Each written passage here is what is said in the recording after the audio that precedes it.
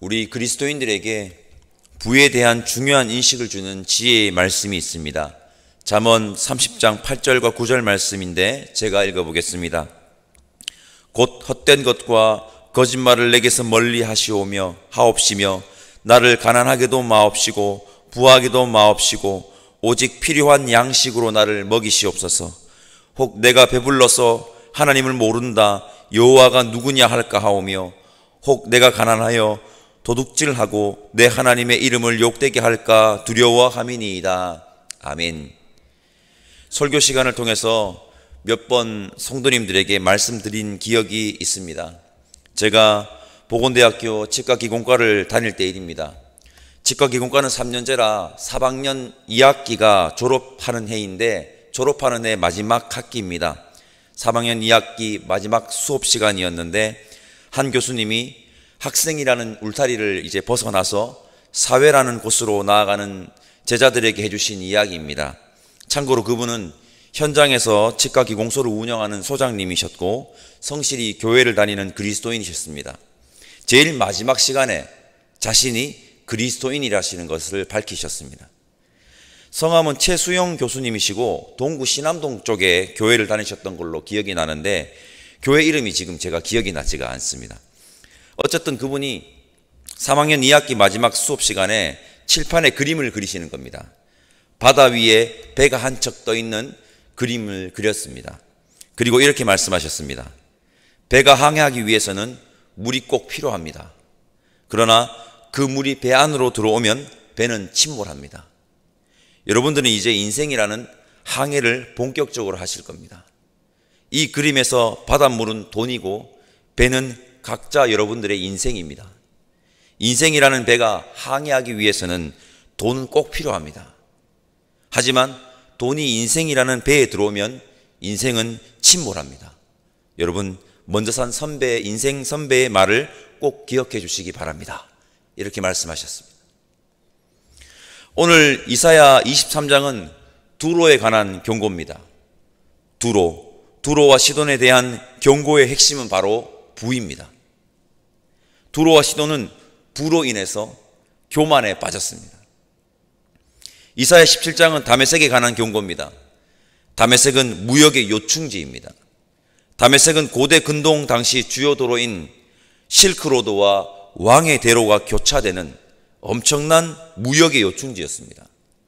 무역과 상업의 중심지였고 당시에 이 다메섹 성읍을 차지했다는 것은 엄청난 경제적 이익, 부를 축적할 수 있다는 말과 같았습니다. 두로와 시돈도 마찬가지입니다. 두로와 시돈 역시 무역의 요충지로 부를 축적한 작지만 강한 도시였습니다. 다메섹이 육로를 이용한 무역의 부를 축적한 도시라고 하면 두로와 시돈은 해상무역으로 부를 축적한 도시입니다. 2절과 3절 말씀 함께 읽어보겠습니다. 2절과 3절입니다. 바다에 왕래하는 시돈 상인들로 말미암아 부요하게 된 너희 해변 주민들아 잠잠하라. 시올의 곡식 곧 나일의 추수를 큰 물로 수송하여 드렸으니 열국의 시장이 되었도다. 아멘. 열국의 시장이라는 표현이 눈에 탁 들어옵니다. 어마어마한 해상무역의 요충지임을 알 수 있는 표현입니다. 두로와 시돈은 배를 이용한 중개무역으로 부를 축적했습니다. 나일강 하류 델타 지역이라고 하죠. 삼각주라고 합니다. 이 지역은 고대 근동 당시부터 최근까지 댐이 건설되면서 그것이 사라져 버렸는데요. 최근까지 곡창지대로 유명한 지역입니다. 로마 시대에 로마 시민권을 가진 사람들에게 빵을 무상으로 배급을 했다고 합니다. 로마 당국에서 기록되어 있는데 로마 시민권자들에게 배급할 빵의 재료인 얼마나 많이 필요하겠습니까? 재료인 밀이 바로 이 이집트 나일강 델타 지역에서 생성된 밀이고 그 곡물을 시송해서 빵을 만들었다는 겁니다. 두로와 시돈이 바로 이 나일강 하류 삼각지에서 생산되는 곡물을 배로 수송하는 중개무역으로 큰 부를 축적했습니다. 이 부로 인해서 이 두 도시는 교만에 빠진 것입니다. 부 때문에. 성도 여러분, 명심해야 합니다. 아무리 많은 부를 가지고 있어도 하나님을 알지 못하면 소용이 없습니다. 그 부로 인해서 하나님을 멀리하게 된다면, 즉 교만하게 된다면 그 부는 차라리 없는 것이 훨씬 더 낫습니다. 4절 말씀 함께 읽어보겠습니다. 4절입니다. 시돈이여 너는 부끄러워할지어다. 대접하다 곧 바다의 요새가 말하기를 나는 산고를 겪지 못하였으며 출산하지 못하였으며 청년들을 양육하지도 못하였으며 처녀들을 생육하지도 못하였다 하였음이라. 아멘. 하나님의 백성이 중요하게 생각해야 하는 것 중 하나가 뭘까요? 바로 생명입니다. 생명. 두로와 시돈은 해상무역을 통해서 부는 많이 축적하고 그로 인하여서 여타의 도시들에게 선망의 대상이었는지는 모르겠지만 그 도시에는 생명의 태어남도 없고 양육도 없고 생육도 없다고 합니다. 너무나도 슬픈 일입니다. 이게 무슨 말이냐면요, 겉으로 보기에는 너무 화려하고 아무리 부가 많아도 하나님의 생명이 충만하지 않으면 희망이 없다는 겁니다. 그 이야기를 하고 있는 겁니다. 우리의 인생이라는 배에는 하나님의 생명으로 충만해야 합니다. 우리가 이러한 껍데기뿐인 세상의 화려함에 마음을 빼앗겨서는 안 됩니다. 참된 생명과 양육 그리고 생육은 오직 하나님께만 있습니다. 그러니 진짜 희망은 오직 하나님께만 있음을 오늘 새벽에도 마음에 새기시기를 간절히 바랍니다. 오늘 23장의 전체 구조에서 볼 수 있는 메시지가 있습니다. 1절에서 7절은 두로의 멸망의 선언이고요, 15절에서 18절은 두로의 미래의 회복에 관한 메시지입니다. 그 가운데 위치한 8절에서 14절까지 말씀은 하나님이 모든 것을 정하시는 주권자라는 것입니다. 두로의 멸망과 회복을 말하는 이 중간에 하나님의 주권에 대한 메시지가 있다. 이것은 멸망과 회복을 결정하시는 분은 그 중간에 딱 있지 않습니까? 오직 하나님이심을 강조하기 위함입니다. 멸망과 회복은 하나님이 판단하시고 멸망과 회복을 결정하시는 주권은 오직 여호와 하나님께만 있음을 기억하는 우리가 되면 좋겠습니다. 성도 여러분, 오늘 본문 23장은 13장에서부터 시작된 열방에 대한 심판의 마지막 장입니다. 바벨론에서부터 두로와 시돈까지 열방에 대한 심판을 말하고 있습니다. 예언서에 나오는 열방에 대한 심판에는 중요한 의미가 있다고 말씀드렸습니다. 그것은 여호와 하나님이 이스라엘만의 하나님이 아닌 온 땅을 통치하시는 통치자, 만왕의 왕이요 만군의 주시라는 겁니다. 세상은 군사력, 정치력, 경제력을 의지하고 그것이 힘을 주고 평안을 주고 안락한 삶을 준다고 하지만 그것이 아니라 오직 하나님만이 온 세계의 주권자이시므로 모든 열방 역시 하나님을 의지할 때 진정으로 회복하며 진정한 힘, 진정한 평화, 진정한 풍요를 누릴 수 있음을 말하고 있는 것입니다. 또 하나 있습니다. 이 열방의 메시지, 심판의 메시지는 열방을 향하지만 열방의 심판에 대한 메시지의 중요한 청중, 1차 청중은 누굴까요? 하나님의 백성들, 우리들입니다. 우리들. 이 심판의 메시지를 들은 이스라엘 백성들은, 우리들은 어떻게 해야 될까요?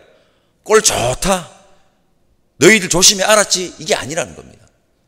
나에게 이런 모습이 없는지, 하나님의 백성이로 하는 나에게, 우리에게 제약된 모습이 없는지 깊이 자신을 바라보아야 한다는 겁니다. 이사야 22장 열방의 심판 메시지에 누가 들어가 있습니까? 남유다가 들어가 있다는 겁니다. 남유다가 더하면 더했지 그들 역시 심판을 경고를 받는 열방과 별반 다른 바 없이 행동했다는 것을 여러분 잊지 말아야 합니다. 성도 여러분, 하나님은 온 땅을 통치하시고 다스리는 만왕의 왕, 만군의 주인님이십니다. 온 땅을 통치하시는 하나님 앞에 우리를 바르게 세우는 저 여러분들 다 되시기를 바랍니다. 우리 17절과 18절 말씀 함께 읽어보겠습니다. 70년이 찬 후에 여호와께서 두로를 돌보시리니 그가 다시 값을 받고 지면에 있는 열방과 음란을 행할 것이며 그 무역한 것과 이익을 거룩히 여호와께 돌리고 간직하거나 쌓아두지 아니하리니 그 무역한 것이 여호와 앞에 사는 자가 배불리 먹을 양식 잘 입을 옷감이 되리라. 아멘. 이 구절에서 제가 주목한 것은 하나님이 70년이 찬 후에 여호와께서 어떻게 하신다는 겁니까? 두로를 돌보시겠다는 겁니다. 두로에게 뭐가 주어진다는 것이죠? 기회가 주어진다는 것입니다. 그런데 두로는 그 기회를 날려버립니다. 하나님이 주신 기회, 하나님의 찾아오심을 외면하는 것보다 어리석은 행동은 없습니다. 여러분, 수요 찬양 예배 때 말씀드렸습니다. 우리 인류에게 마지막 기회가 주어졌습니다. 우리를 돌보셨습니다. 예수 그리스도께서 우리를 구원하시기 위해서 이 땅에 하나님의 아픔으로, 하나님의 사랑으로 오셨습니다. 인류에게 주어진 마지막 기회, 하나님의 찾아오심을, 성육신 찾아오심 아닙니까? 하나님께서 직접 우리를 찾아오심, 그것을 외면하는 것보다 어리석음은 없을 것입니다. 일평생 우리를 구원하기 위해 이 땅에 오신, 우리를 찾아오신 예수님만을 의지하며 살아가는 저와 여러분들 되시기를 소망합니다. 성도 여러분, 아무리 많은 부를 가지고 있어도 하나님을 알지 못하면 소용없고, 부로 인해 하나님을 멀리하게 된다면 그런 부는 차라리 없는 것이 더 낫습니다. 멸망과 회복의 주권자는, 심판과 구원의 주권자는 여호와 하나님이십니다. 열방을 향한 심판의 메시지는 열방을 향함도 있지만 중요한 청중은 우리입니다. 이 메시지를 통해 온 땅을 통치하시는 분이 여호와 하나님이심을 고백하는 우리가 되기를 바라고, 열방을 통치하신 하나님 앞에 자신을 바로 세우는 우리가 됩시다. 하나님께서 두로에게 기회를 주셨습니다. 그러나 두로는 그 기회를 놓칩니다. 우리 인류에게 마지막 기회를 주셨습니다. 그 기회가 바로 예수 그리스도이십니다. 이 마지막 기회를 외면하는 어리석음이 아닌 이 마지막 기회인 예수님을 일평생 꼭 붙잡는, 예수님만 의지하는, 하나님만 전적으로 의지하는 저와 여러분들 되시기를 간절히 소망합니다. 기도하겠습니다. 하나님, 감사합니다. 오늘도 하나님 말씀 앞에 우리를 세우게 하시니 감사합니다. 이사야 13장을 시작으로 오늘 23장까지 열방을 향한 심판의 메시지를 보았습니다. 하나님을 믿고 따르는 우리에게 이방 민족이 저지른 죄악들은 없는지 돌아보게 하시고, 온 땅의 통치자 여호와 하나님을 온전히 바라보고 여호와 하나님 앞에 바로 서게 하옵소서. 하나님의 백성으로 하나님의 마음과 예수 그리스도의 사랑을 세상에 보여주는 자가 되기를 원하오니 성령 하나님, 우리를 인도하여 주시옵고, 오직 예수님만 의지합니다. 전적으로 하나님만 의지합니다. 감사드리며 우리를 구원하시기 위해 우리를 찾아오신 예수님의 이름으로 기도드립니다. 아멘. 하늘에 계신 우리 아버지, 아버지의 이름을 거룩하게 하시며 아버지의 나라가 오게 하시며 아버지의 뜻이 하늘에서와 같이 땅에서도 이루어지게 하소서. 오늘 우리에게 일용할 양식을 주시고, 우리가 우리에게 잘못한 사람을 용서하여 준 것 같이 우리 죄를 용서하여 주시고, 우리를 시험에 빠지지 않게 하시고 악에서 구하소서. 나라와 권능과 영광이 영원히 아버지의 것입니다.